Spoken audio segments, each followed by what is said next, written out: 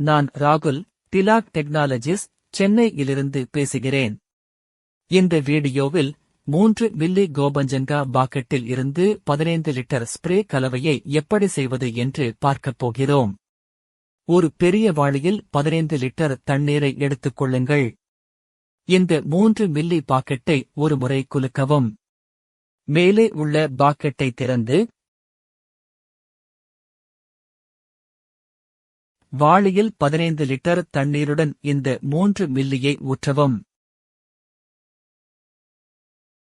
கையால் 3 முறை மட்டும் கலக்கவும். 3 முறை மட்டுமே. நான் இதை கலக்கப் போகிறேன். தயவுசெய்து பார்க்கவும். 1 2 3 அவ்வளவுதான். 15 லிட்டர் ஸ்ப்ரே கலவை தயாராகிவிட்டது. ஒரு முழு ஏக்கரில் உள்ள குறுகிய கால பயிர்களுக்கு இந்த 15 லிட்டரை ஸ்ப்ரே செய்யவும்.